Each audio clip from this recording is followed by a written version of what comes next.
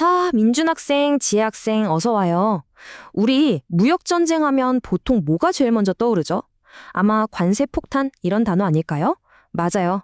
그런데 사실 그건 빙산의 일각에 불과해요. 관세가 국제무역 정책의 가장 기본적이고 오래된 도구라면 오늘 우리가 다룰 주제는 바로 그 물밑에서 훨씬 더 치열하게 벌어지는 진짜 싸움에 대한 이야기입니다. 눈에는 잘 보이지 않지만 훨씬 더 강력한 무역 장벽, 바로 기타 비관세 수단의 세계로 한번 들어가 보죠. 자, 오늘 우리가 함께 떠날 여정의 지도라고 할 수 있겠네요. 먼저 왜 비관세 장벽이 숨은 강자라고 불리는지 알아볼 거고요. 그리고 수량, 비용, 불확실성이라는 세 가지 핵심 키워드로 그 종류를 하나하나 파헤쳐 볼 겁니다.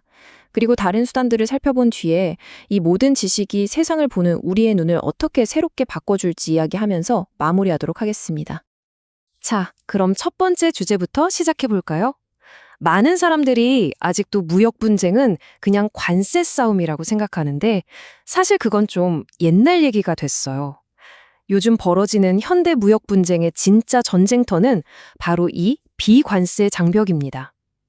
눈에 잘 보이지 않기 때문에 오히려 관세보다 훨씬 더 까다롭고 강력한 무기가 될 수 있거든요. 그럼 본격적으로 들어가기 전에 우리 두 학생한테 한번 물어볼게요. 관세 말고 다른 나라 물건이 우리나라에 들어오는 걸 막거나 좀 어렵게 만드는 방법 또 뭐가 있을까요? 자유롭게 상상해봐요. 좋습니다. 그럼 첫 번째 유형부터 한번 파헤쳐 보죠. 이건 아주 그냥 직설적인 방법이에요. 뭐냐? 수입되는 물건의 양, 그러니까 수량 자체를 딱 묶어버리는 그런 규제들이죠. 아, 박사님, 국내 부품 의무 사용 규제라는 건 이름부터가 좀 딱딱한데요? 이게 뭔가요? 민준 학생 좋은 질문이에요. 이름이 좀 어렵죠? 근데 알고 보면 아주 간단해요. 예를 들어 우리나라에서 자동차를 만들 때 엔진이나 타이어 같은 핵심 부품의 50%는 반드시 한국산 제품을 써야 합니다. 라고 법으로 정해버리는 거예요. 그럼 자연스럽게 외국산 부품 수입은 줄어들고 우리나라 부품 산업은 보호를 받게 되겠죠. 아, 그럼 박사님, 수입하는 사람한테 국산품을 먼저 사라고 강제하는 방법도 있겠네요? 오, 지혜 학생 정확해요. 바로 그거예요. 교재에도 나오는 혼합의무 규제라는 게 바로 그런 개념이죠. 실제로 콜롬비아에서는 철강을 수입하는 업자한테 우리나라 철강부터 사세요. 그래야 수입허가 내줄 겁니다. 라고 한 적이 있어요. 결국 목적은 똑같죠. 어떻게든 국산품 사용을 유도해서 수입을 억제하는 겁니다. 자, 수량 규제에서 또 하나 진짜 중요한 개념이 나오는데 바로 원산지 규정입니다. 이게 뭐냐면 말 그대로 상품의 국적을 따지는 규칙이에요. 이게 왜 그렇게 중요하냐? 이 국적이 어디냐에 따라서 관세 혜택이라는 천국을 맛볼 수도 있고 아니면 관세 폭탄이라는 지옥을 경험할 수도 있거든요. 박사님, 그러면 나프타 같은 자유무역 협정, 즉 FTA에서 이 원산지 규정이 왜 그렇게 중요한 건가요? 네, 민준 학생 아주 핵심을 짚었어요. 이 슬라이드 캡션처럼 말이죠. 자, 제가 예를 한번 들어볼게요. 미국, 멕시코, 캐나다가 나프타라는 자유무역 협정을 맺어서 우리끼리는 관세 없이 거래하자고 약속했어요. 근데 만약에 중국산 부품을 멕시코로 쓱 가져와서 대충 조립만 한 다음에 짠! 이거 멕시코산입니다. 하고 딱지를 붙여서 미국에 무관세로 수출하면 어떻게 될까요? 그렇죠. 엉뚱한 나라가 혜택을 다 보게 되는 거죠. 바로 이런 꼼수를 막으려고 이게 진짜 멕시코산으로 인정받으려면 전체 가치의 60% 이상은 멕시코 안에서 만들어져야 해. 이런 식으로 아주 까다로운 기준을 두는 거예요. 이게 바로 원산지 규정의 핵심 역할입니다. 자, 이제 두 번째 유형으로 한번 넘어가 볼까요? 이번에는 양을 직접 막는 건 아니에요. 대신 수입하는 데 드는 돈, 즉 비용을 슬쩍슬쩍 높여서 수입을 어렵게 만드는 그런 규제들입니다. 박사님, 비용을 높이는 규제에는 어떤 예가 있을까요? 네, 지혜 학생 좋은 질문이에요. 대표적인 게 바로 이 관세 할당제인데요. 이건 약간 놀이공원 자유이용권이랑 비슷하다고 생각하면 쉬워요. 어떤 양, 우리가 쿼터라고 부르는 그 양 안으로 들어오는 수입품에는 낮은 관세, 그러니까 싼 입장료를 받아요. 그런데 그 쿼터를 딱 넘어가는 순간부터는 어마어마하게 비싼 거의 벌금 수준의 관세를 물리는 거죠. 아하, 그러니까 겉으로 보면 수입 허용해주네? 싶지만 실제로는 그 높은 관세 장벽 때문에 쿼터 이상은 사실상 못 들어오게 막는 효과가 있는 거군요. 맞아요, 그거예요. 지혜 학생 말대로 낮은 관세 구간하고 높은 관세 구던 이렇게 두 단계로 나눠 놓은 이중 관세 같은 거죠. 어떻게 보면 수량 제한과 관세 장점만 쏙쏙 뽑아서 섞어 놓은 아주 영리한 방법이라고 할 수 있어요. 이것 말고도 비용을 높이는 방법은 정말 다양해요. 예를 들어 이 가격 밑으로는 절대 못 팝니다 하고 못을 박아버리는 최저 가격 규제도 있고요. 수입하려면 엄청 복잡한 서류를 내고 허가를 받아야 하는 수입 허가증 제도도 있죠. 또 아주 교묘하게 일부러 더 높은 관세가 붙는 품목으로 분류해버리는 관세 분류 기준을 적용하는 꼼수도 있고요. 이런 것들이 다 수입업자 주머니를 터는 장벽이 되는 겁니다. 자, 이제 세 번째 유형입니다. 어쩌면 이게 제일 골치 아픈 장벽일 수도 있어요.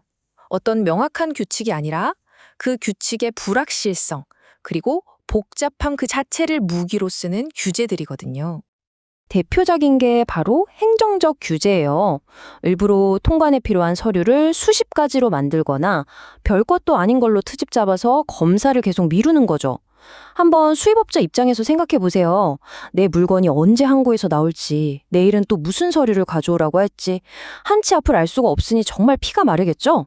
바로 이런 불확실성 자체가 엄청난 비용이고 또 장벽이 되는 겁니다.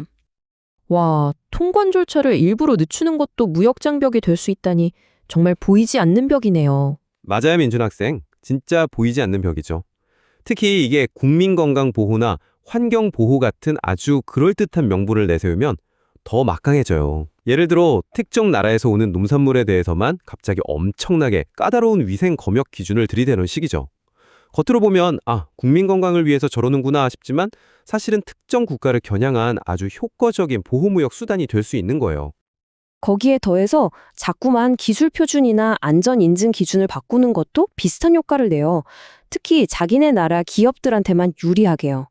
외국 기업이 정말 힘들게 그 기준에 맞춰서 제품을 개발해 왔는데 갑자기 기준을 또 바꿔버리는 거예요. 이러면 예측이 아예 불가능하니까 더러워서 못하겠다 하고 수출을 포기하게 만드는 거죠. 자, 이제 거의 다 왔습니다. 마지막으로 지금까지 살펴본 세 가지 유형에는 딱 들어맞지 않지만 그래도 무역에 영향을 미치는 또 다른 비관세 수단들을 간단하게 짚어볼게요. 이건 정부 정책이 좀 간접적으로 작용하는 경우들이에요. 여기 슬라이드에 있는 두 가지 사례를 한번 볼까요? 왼쪽 외환통제는 간단히 말해 수입하려면 달러가 필요하잖아요. 그 달러 자체를 정부가 꽉 쥐고 안 내주는 거예요. 그럼 수입을 하고 싶어도 못하겠죠. 오른쪽 정부무역은 뭐냐면 정부기관이나 공기업이 물건을 살 때 외국 제품이 더 싸고 좋아도 에이 그래도 우리 국산품 써야지 하면서 무조건 국산품을 구매하는 거예요. 이 두 가지 모두 외국 기업 입장에서는 정말 넘기 힘든 벽이 되는 거죠. 자, 오늘 정말 다양한 종류의 비관세 장벽들을 살펴봤는데요. 이제 이 지식들을 하나로 쫙 꿰어서 세상을 보는 새로운 렌즈를 우리 눈에 장착할 시간입니다. 오늘 배운 내용 한번 정리해 볼까요? 비관세 장벽은 크게 네 가지로 요약할 수 있어요. 첫째, 물량 자체를 묶어버리는 수량 직접 통제. 둘째, 수입을 비싸게 만드는 비용 증가. 셋째, 앞날을 예측하기 어렵게 만드는 불확실성 증대. 그리고 마지막으로 정부 정책을 통한 기타 간접 수단. 이 네 가지 틀만 기억하고 있으면 앞으로 복잡한 무역 뉴스를 볼 때 훨씬 더 체계적으로 이해할 수 있을 거예요. 솔직히 처음에는 용어도 많고 해서 국제경제학이 좀 어렵게 느껴질 수 있어요. 저도 그랬고요. 하지만 오늘 우리가 함께한 것처럼 이렇게 하나씩 개념을 뜯어보고 이해하고 나면 그냥 뉴스에 나오는 것 그 너머에 있는 국가들 간의 진짜 보이지 않는 힘겨루기가 보이기 시작할 겁니다.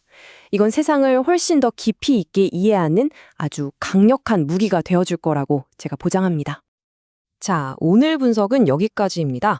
마지막으로 여러분께 작은 미션 하나를 드릴게요.